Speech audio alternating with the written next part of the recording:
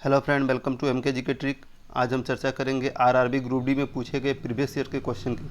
तो आइए इस वीडियो को शुरू करते हैं। और आज का पहला क्वेश्चन है, किस धातु को क्विकसिलर कहा जाता है? तो मरकरी या पारा धातु को क्विकसिलर कहा जाता है। इसके कुछ इंपॉर्टेंट टॉपिक को भी चर्चा कर लेते हैं। तो कोबाल्ट धातु में विटामिन B12 पाया जाता है। सबसे भारी धातु अगर पूछा जाए तो सबसे भारी धातु होता है ओस्मियम। और सबसे हल्की धातु अगर पूछा जाए तो सबसे हल्की धातु होती है लिथियम। नेक्स्ट पॉइंट लेते हैं, एकमात्र ऐसा धातु जो कमरे के तापमान में द्रव अवस्था में पाई जाती है, तो वो कौन सा धातु है? पारा, जो कमरे के तापमान में द्रव अवस्था में पाई जाती है। एकमात्र ऐसा अधातु जो द्रव अवस्था में पाई जाती है। तो अधातु अगर पूछा जाए तो ब्रोमीन हो जाएगा। ब्रोमीन जो है एक ऐसा धातु है जो द्रव अवस्था में पाई जाती है। नेक्स्ट क्वेश्चन लेते हैं, इनमें से कौन सा कथन असत्य है? हमें देखना है कि इन सारे पॉइंटों में कौन सा असत्य है। तो ग्रेफाइट, हीरा तथा क्लोरीन कार्बन का अप्रूफ है। हाँ, ये कार्बन का अप्रूफ है, ये तो सही है। ग्रेफाइट विद्युत का चालक होता है। हाँ, ये तो विद्युत का चालक होता है, ये भी सही है। ग्रेफाइट का उपयोग मंदक व स्नेहक के रूप में किया जाता है। हाँ, ये भी सही है। हीरा, ग्रेफाइट तथा चारकोल कार्बन का क्रिस्टलीय रूप है। नहीं, ये गलत है, ये क्रिस्टलीय रूप नहीं है। नेक्स्ट लेते हैं, हीरा विद्युत का कुचालक है। हीरा का उपयोग जो है कांच को काटने में किया जाता है। प्राकृतिक रूप से पृथ्वी पर सबसे कठोर पदार्थ कौन सा है? प्राकृतिक रूप से पूछा जाए तो हीरा हो जाएगा। प्राकृतिक रूप से जो पृथ्वी में सबसे कठोर पदार्थ है वो है हीरा। ग्रेफाइट का उपयोग मंदक व स्नेहक के रूप में नाभिकीय भट्टी में किया जाता है। अगर क्वेश्चन में पूछा जाए कि नाभिकीय भट्टी में स्नेहक या मंदक के रूप में किसका उपयोग किया जाता है, तो हो जाएगा ग्रेफाइट का। हीरा तथा ग्रेफाइट का कार्बन का क्रिस्टलीय रूप है। हीरा तथा ग्रेफाइट जो है कार्बन का क्रिस्टलीय रूप है। मध्य प्रदेश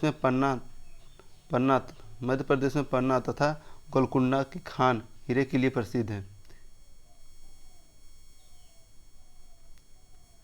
नेक्स्ट टॉपिक लेते हैं, दक्षिण अफ्रीका में कच्चे हीरे की खान कहाँ पाई जाती है? तो दक्षिण अफ्रीका में जो कच्चे हीरे की खान है वो किम्बरले की खान में पाई जाती है। ये खान का नाम है किम्बरले। नेक्स्ट क्वेश्चन लेते हैं, इसमें सुमेलित असुमेलित को पहचानिए।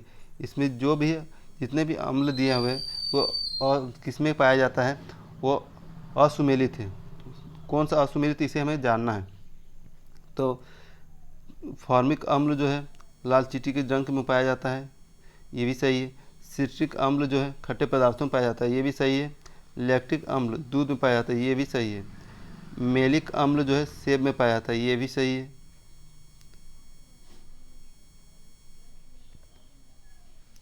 हाइड्रोक्लोरिक अम्ल अग्नाशय में पाई जाती है, ये गलत है, ये अग्नाशय में नहीं पाई जाती है।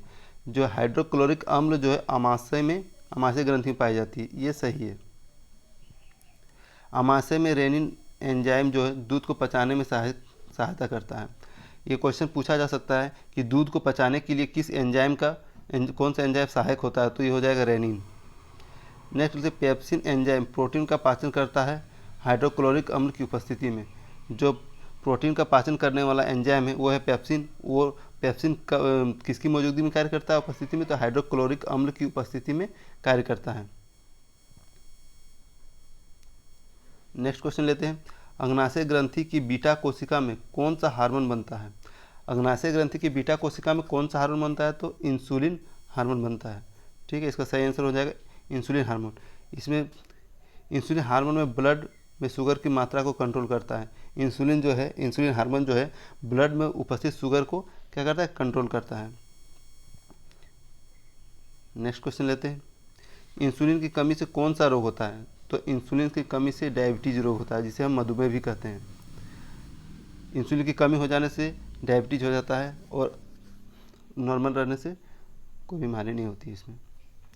इंसुलिन की खोज करता कौन है? तो इंसुलिन की खोज फ्रेडरिक बेटिंग ने किया था। बहुत ही इंपॉर्टेंट क्वेश्चन है, किस समस्थानिक का उपयोग चट्टानों की आयु ज्ञात करने में करते हैं? तो यूरेनियम 235 का उपयोग जो है चट्टानों की आयु ज्ञात करने के लिए करते हैं। कुछ इंपॉर्टेंट समस्थानिक उनके बारे में भी चर्चा कर लेते हैं। तो रक्त कैंसर के पहचान में किस समस्थानिक का प्रयोग जाता है? तो कोबाल्ट 60 समस्थानिक का प्रयोग किया जाता है। जीवाश्म की आयु ज्ञात करने में कार्बन 14 का उपयोग किया जाता है। तो थायराइड कैंसर के उपचार में आयोडीन 131 का उपयोग किया जाता है। कैंसर के अध्ययन को क्या कहते हैं? तो कैंसर का अध्ययन को ऑन्कोलॉजी कहते हैं, मोस्ट इम्पोर्टेंट है। जीवाश्म के अध्ययन को क्या कहते हैं? पेलियोंटोलॉजी। जीवाश्म का अध्ययन क्या होता है? पेलियोंटोलॉजी। थायराइड रोग जो है आयोडीन की कमी के कारण होता है। थायराइड रोग क्वेश्चन में पूछा जाए कि थायराइड रोग जो है किसकी कमी से होती है? तो आयोडीन की कमी से होती है। नेक्स्ट क्वेश्चन लेते हैं। नेक्स्ट क्वेश्चन है, कर्नाटक में कौन सा नाभिकीय रिएक्टर स्थित है? तो कर्नाटक में कौन सा नाभिकीय रिएक्टर स्थित है? केगा। इसका सही आंसर है केगा। कुछ नाभिकीय रिएक्टर के पॉइंट से उसको डिस्कस कर लेते हैं। कलपक्कम और कुंडनकुल्लम नाभिकीय रिएक्टर कहाँ पे है? तमिलनाडु में स्थित है। और ये किसकी सहायता से बनाया गया था? तो ये रूस की सहायता से स्थापित किया गया था हमारे देश में। नरोरा नाभिकीय रिएक्टर कहाँ है? तो नरोरा नाभिकीय रिएक्टर जो है उत्तर प्रदेश में है। काकरापारा नाभिकीय रिएक्टर कहाँ है? तो काकरापारा नाभिकीय रिएक्टर जो है गुजरात में स्थित है। नेक्स्ट क्वेश्चन लेते हैं। नेक्स्ट क्वेश्चन है, पीएच स्केल की खोज किसने किया था? तो पीएच स्केल की खोज सोरेनसन ने किया था। इसकी कुछ पॉइंट्स उसको भी डिस्कस कर लेते हैं। मेंडलीव की आवर्त सारणी जो है किस पर आधारित थी? तो मेंडलीव की आवर्त सारणी जो है परमाणु द्रव्यमान पर आधारित है।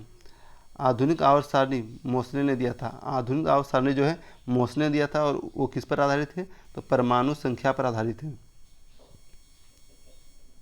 नेक्स्ट क्वेश्चन लेते हैं। नेक्स्ट क्वेश्चन है, रेडियो एक्टिव धर्मिता की खोज किसने किया था? तो रेडियो एक्टिव धर्मिता की खोज जो है मैडम क्यूरी ने किया था।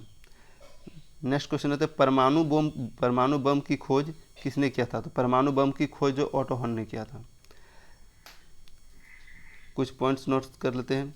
तो रक्त का पीएच मान कितना होता है? रक्त का पीएच मान होता है 7.4। अम्ल वर्षा का पीएच मान कितना होता है? तो अम्ल वर्षा का पीएच मान 5 के आसपास होता है लगभग। शुद्ध जल का पीएच मान कितना होता है? शुद्ध जल का पीएच मान जो है 7 होता है। नेक्स्ट लेते हैं। अम्ल नीले लिटमस को लाल कर देता है। अम्ल जो है नीले लिटमस पत्र को क्या कर देता है? लाल कर देता है। और क्षार जो है लाल लिटमस को नीला कर देता है। ये बहुत ही इंपॉर्टेंट क्वेश्चन है, हमेशा एग्जाम में पूछे जाते हैं। अम्लराज में हाइड्रोक्लोरिक अम्ल तथा सांद्र नाइट्रिक अम्ल किस अनुपात में मिलाए जाते हैं? तो ये किस अनुपात में मिलाए जाते हैं? 3:1। जहरीली शराब में प्रमुख कारक कौन सा होता है? जहरीली शराब जो है उसमें प्रमुख कारण कौन सा होता है? Methyl alcohol. इसके कुछ इंपॉर्टेंट नोट्स टॉपिक्स है, उनको भी डिस्कस कर लेते हैं।